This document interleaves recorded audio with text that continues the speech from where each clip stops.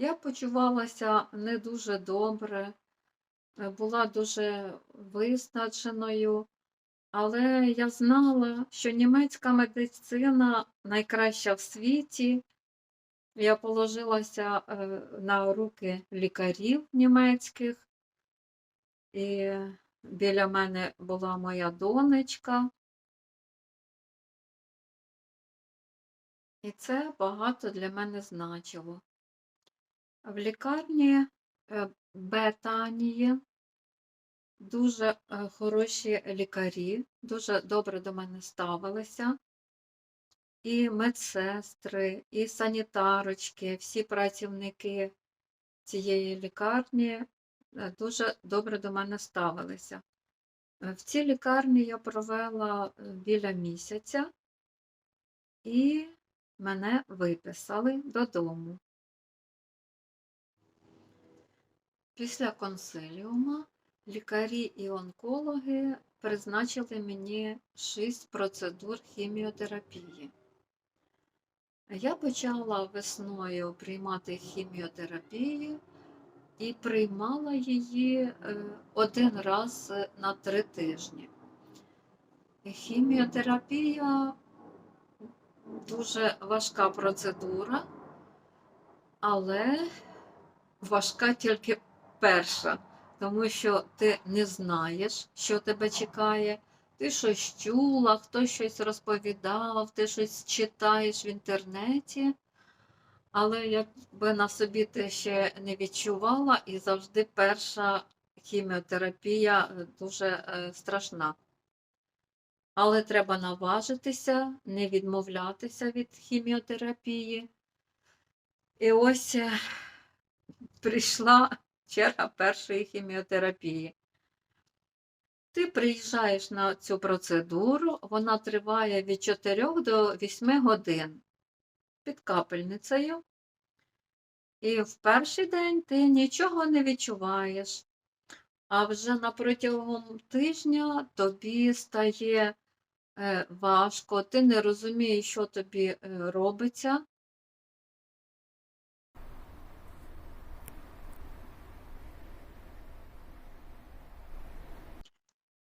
І на протязі тижня ти себе недобре почуваєш. Слідуючий тиждень тобі стає легше, другий тиждень і третій тиждень тобі стає ще краще. Потім вже знову ти їдеш на слідуючу процедуру, і тобі вже не так страшно, не так важко, тому що ти вже її знаєш, як вона проходить, як твій організм це сприймає. Перед хіміотерапією онколог обов'язково тобі розповідає, як буде відбуватися ця процедура, які будуть побічні ефекти. Онколог розповідає, що через 3 тижні знову випаде волосся, але через деякий час воно обов'язково відновиться і буде таким, як і раніше. Також онколог виписує тобі перуку, і ти можеш вибрати собі перуку.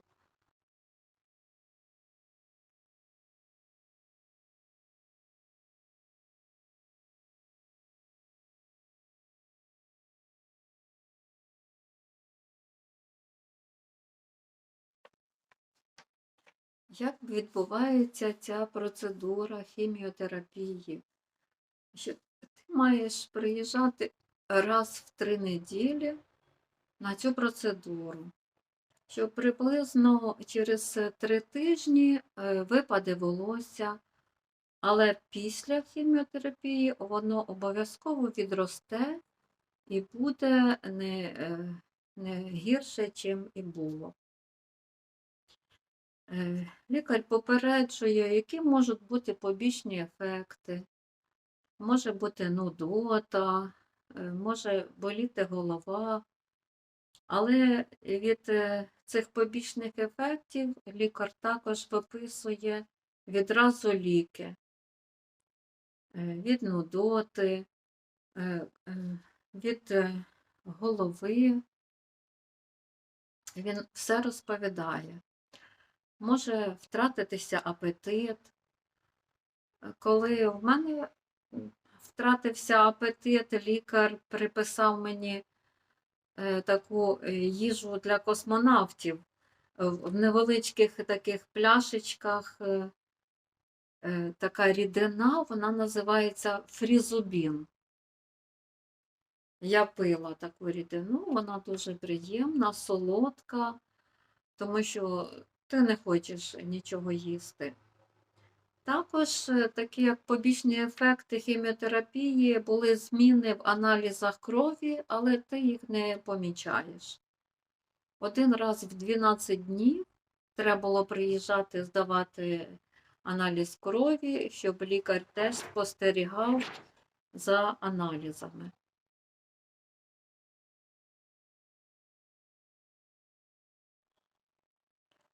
Під час першого тижня після хіміотерапії я почувалася себе недобре не тільки фізично, але й емоційно.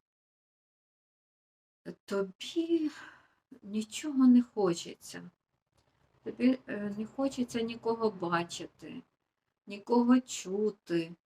Ти не хочеш їсти, пити, ти не можеш спати, ти не хочеш вмиватися, митися, переодягатися. І цілий тиждень ти лежиш, як говорять, як овощ, і тебе колбасить. Ти не можеш зрозуміти, що тебе болить. Тому що, наприклад, якщо тебе болить рука, то ти знаєш, що тебе болить рука, чи нога, чи голова.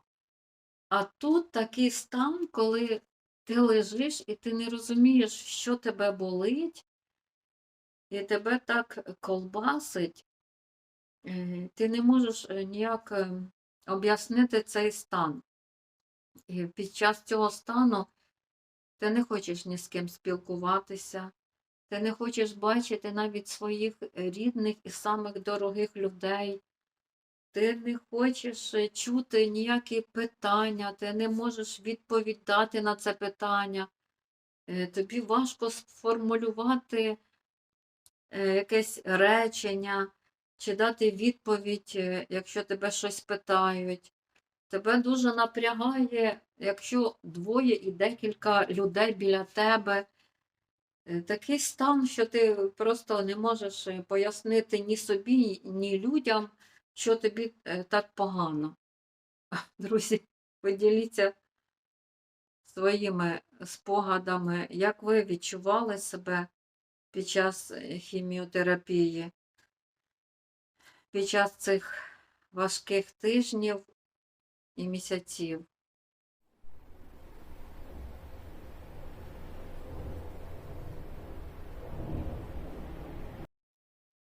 Але під час цього стану для мене дуже важлива була підтримка моєї донечки, мого внука, які навіть коли я не хотіла, щоб вони заходили, я виходила на балкон, а вони стояли під балконом і махали: бабуся, бабуся.